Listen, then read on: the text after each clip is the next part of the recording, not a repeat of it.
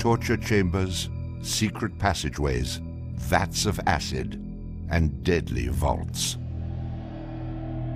In 1895, Chicago police unearthed horrific evidence of torture and multiple murders at the sprawling castle of H.H. Holmes. Masquerading under the guise of caring doctor, kind husband, and prominent businessman, H.H. Holmes was a contemporary monster, designing his buildings solely for the disposal of human bodies. Torture Doctor, Monster of 63rd Street. H.H. Holmes was America's first serial killer.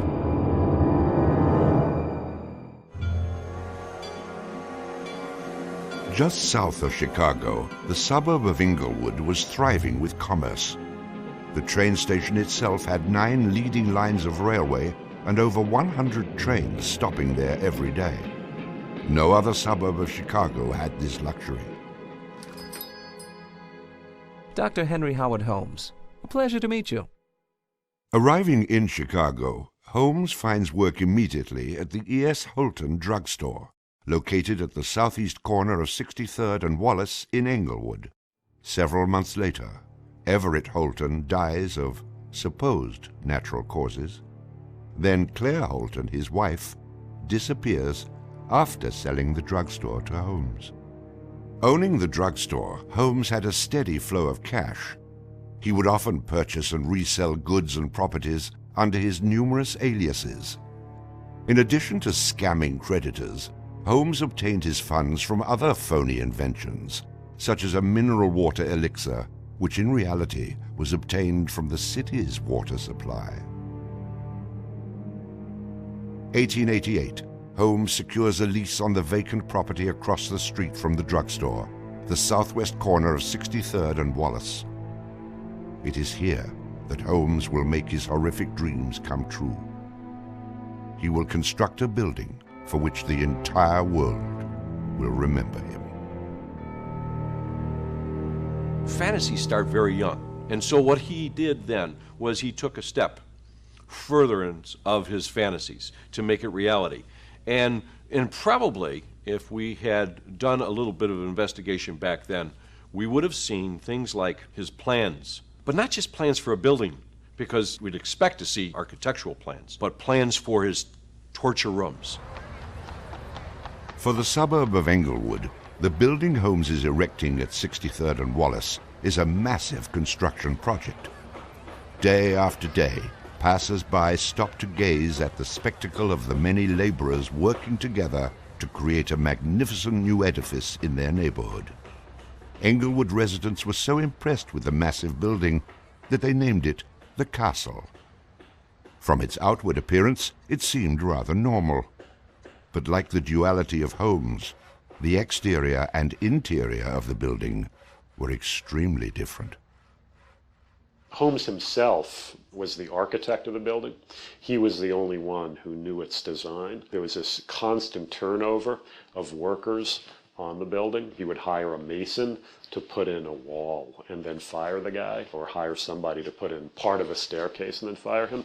And there seemed to be several very sinister reasons behind that. One was he managed not to pay a lot of these people because he was always claiming that they were doing incompetent work. But the other, much more insidious reason was that no one except him really had a clear idea of what the structure of the interior of the house was.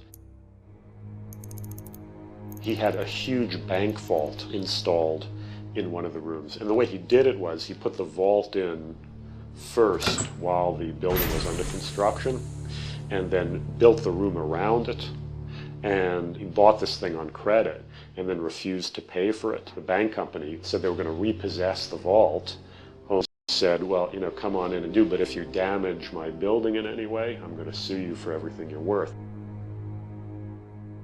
The bottom floor of the castle housed a pharmacy, jewelry store, barber shop, restaurant, and a blacksmith shop. Behind this innocent facade was a Gothic house of horrors designed by the mind of a monster.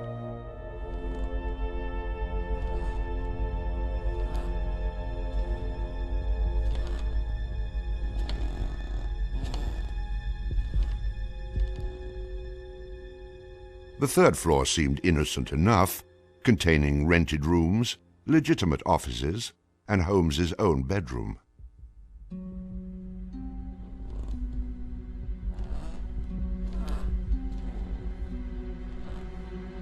But it was the second floor that contained 35 rooms, many specifically designed as killing chambers.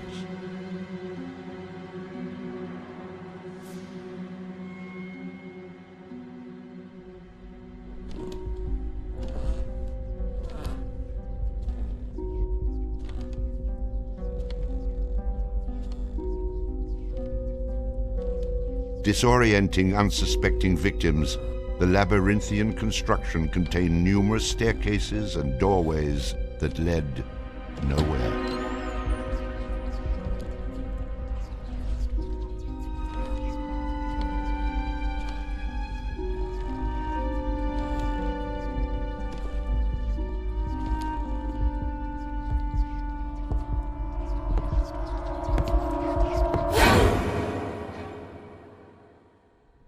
For a quick method of hiding a victim's body, a concealed greased chute and trapdoor led directly into the basement of the castle.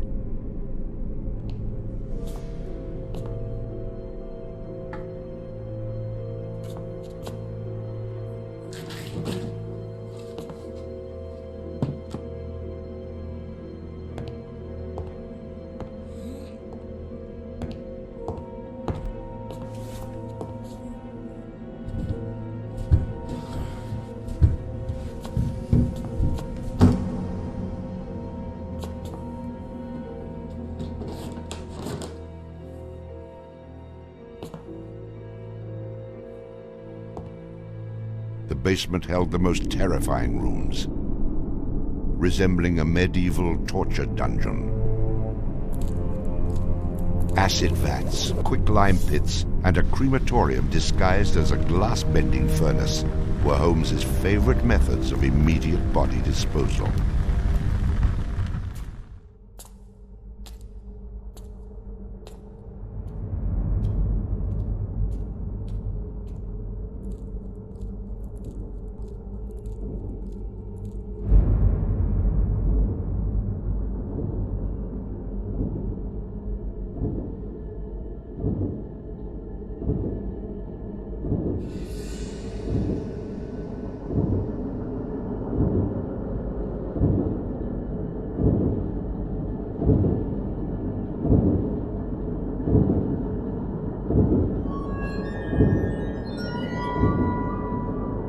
After cleaning and mounting their bones, Holmes would profit from his victims by selling their skeletons to local medical schools and universities.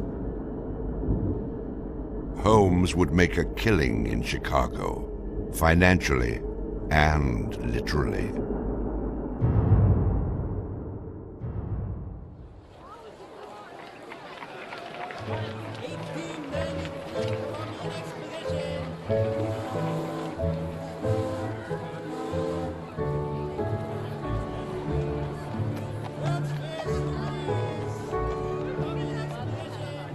May 1st, 1893, the World's Columbian Exposition is open to the public in Chicago. Spanning 600 acres, sprawled out along beautiful Lake Michigan, the magnificent fair is a monumental sight to behold. Over 20 million people from around the world would attend the dazzling World's Fair between May 1st and October 30th, 1893.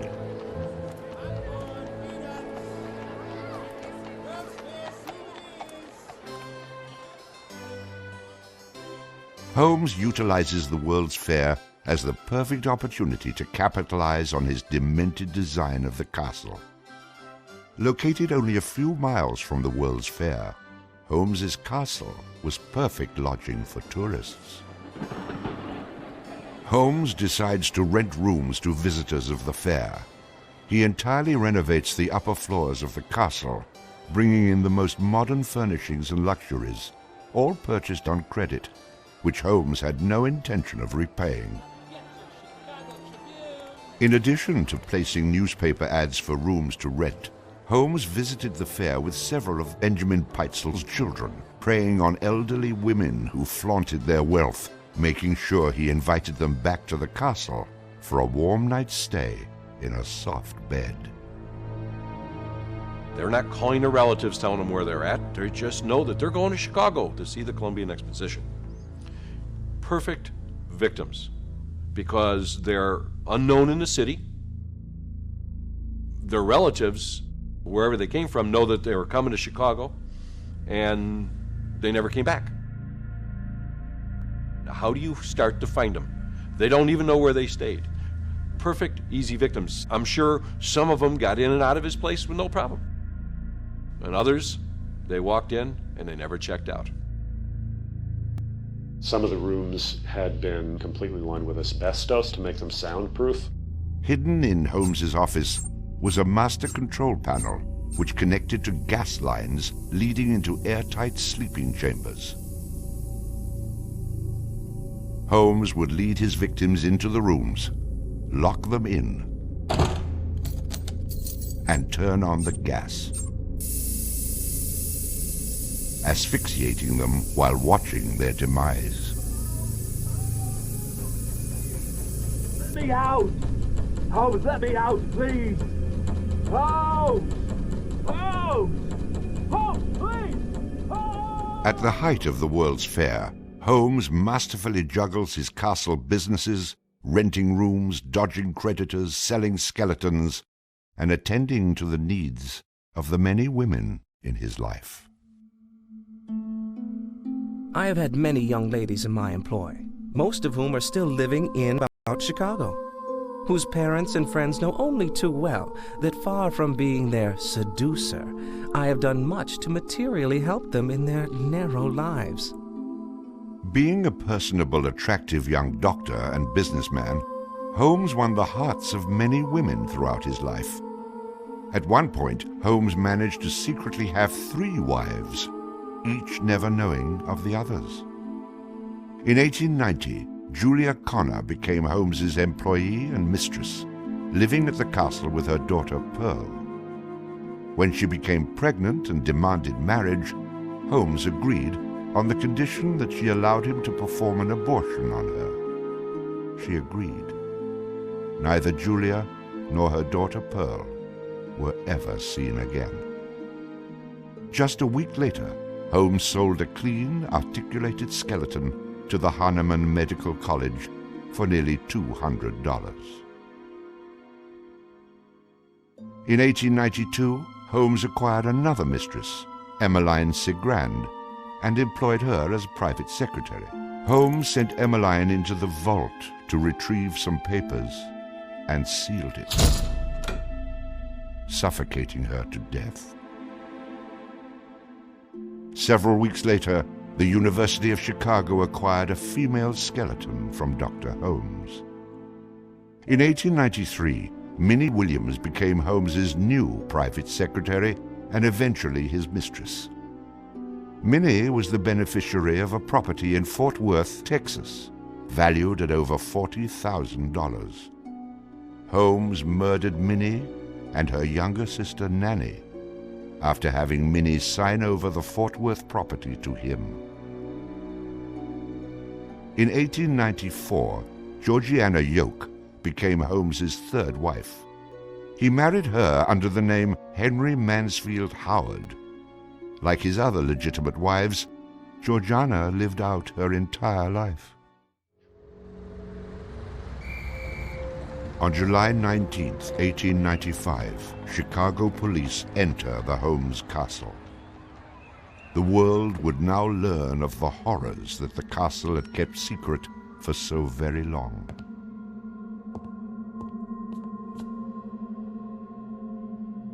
As disoriented detectives and police searched the upper floors of the castle, the true depths of Holmes's evil were waiting in the basement.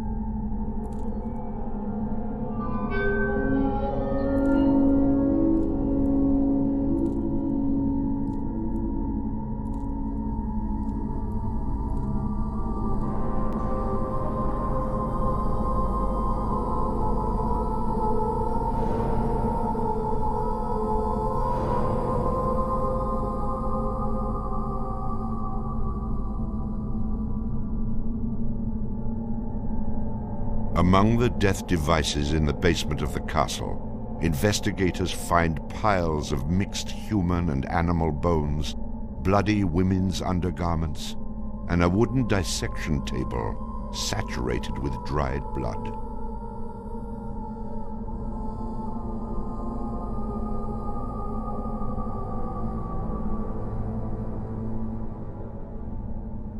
Chicago police were inundated with names of people reported missing from the World's Fair. 50 missing people were eventually traced to the Castle of Horrors. The evidence, blood and bones found in the basement posed a problem for 19th century criminal investigative techniques. It was very difficult to go and identify even the bones as being human in origin, because with the very small fragments you didn't have enough of the identifying characteristics to be able to make that ID.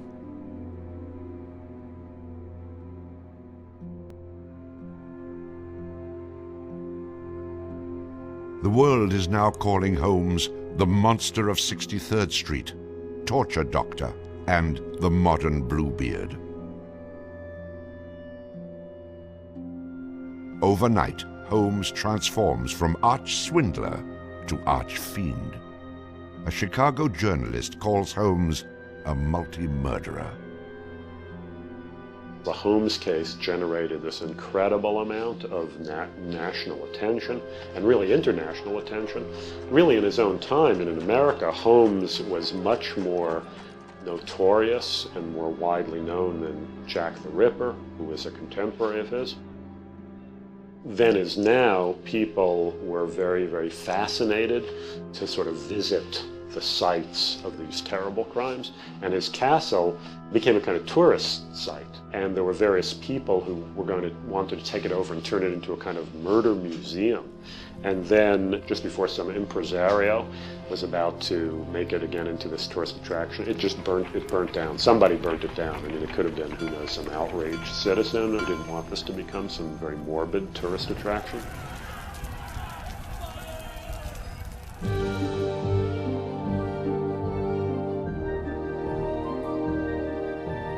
Holmes's trial was kind of the O.J. Simpson trial of the day. It just generated this huge amount of publicity. The case had become a kind of national obsession. Of course, there wasn't CNN or Court TV back then, so it couldn't be covered quite as relentlessly, but it was covered very, very extensively. There were true crime books and pamphlets and all kinds of stuff.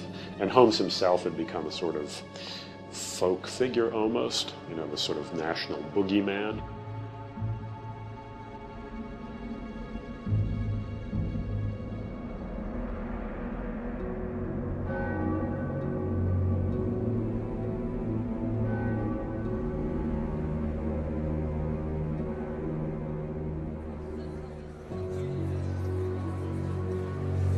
The courtroom fills for the final verdict to be read.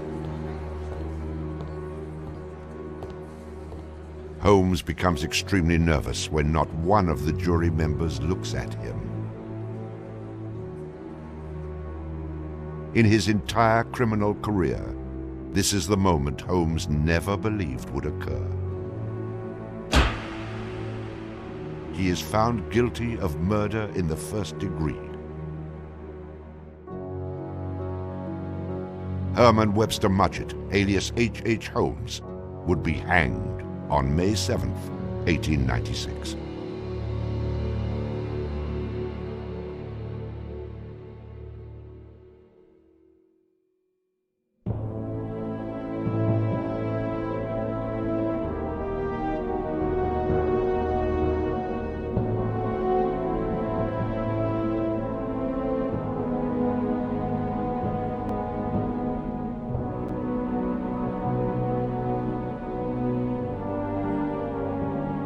While Holmes was in jail, awaiting the execution of the sentence, he was made an offer by William Randolph Hearst, supposedly for a significant amount of money, to provide his confessions. Holmes, who had already issued about a half a dozen completely self-contradictory versions of his crimes, clearly at this point felt he had nothing to lose. He was going to die anyway.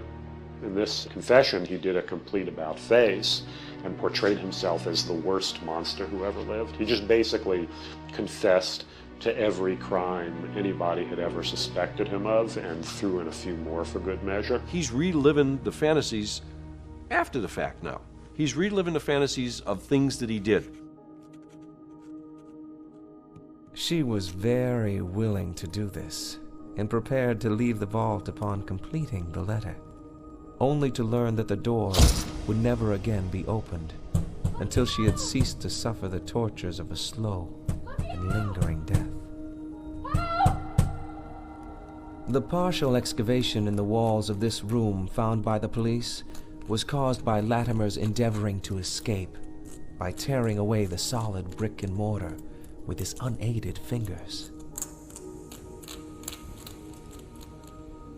I closed the door and turned on both the oil and steam to their full extent. In a short time, not even the bones of my victim remained. It was the footprint of Nanny Williams that was found upon the painted surface of the vault door, made during her violent struggles before death. Only one difficulty presented itself. It was necessary for me to kill him in such a manner that no struggle or movement of his body should occur. I overcame this difficulty by first binding him hand and foot, and having done this, I proceeded to burn him alive by saturating his clothing and his face with benzene and igniting it with a match. As soon as he had ceased to breathe, I cut his body into pieces, and by the combined use of gas and corn cobs, proceeded to burn it with as little feeling as though it had been some inanimate object. I immediately took them to the Vincent Street house and compelled them to get within the large trunk, through the cover of which I had made a small opening and ended their lives by connecting the gas with the trunk. Then came the opening of the trunk and the viewing of their little blackened and distorted faces. Then the digging of their shallow graves in the basement of the house. The ruthless stripping off of their clothing and the burial without a particle of covering save the cold earth.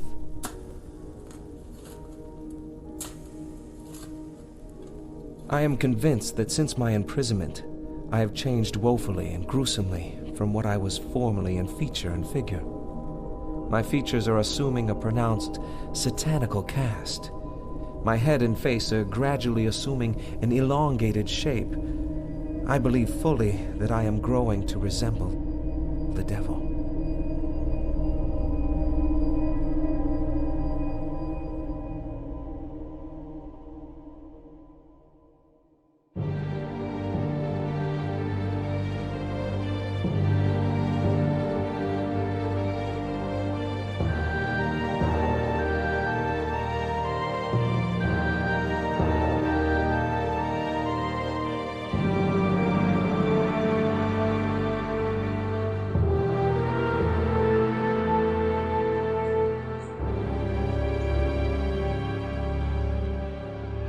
On the gallows, just before he died, he recanted.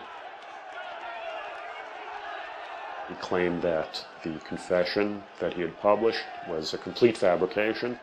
The extent of my wrongdoing in the taking of human life consists in contriving the killing of 2 women that have died at my hands as a result of criminal operations. That is all I have to say.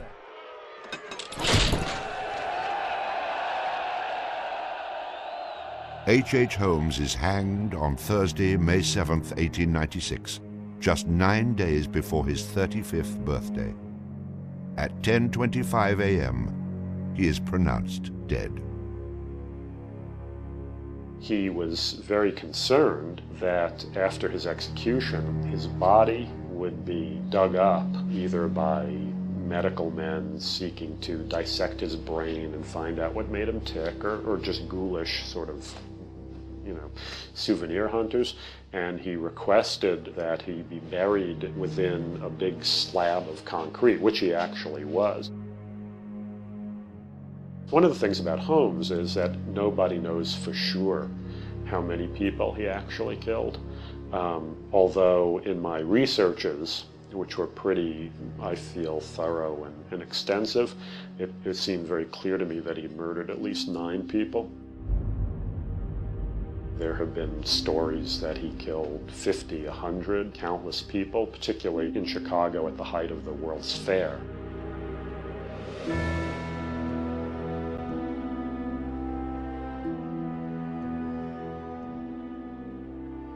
How many people did Holmes actually murder?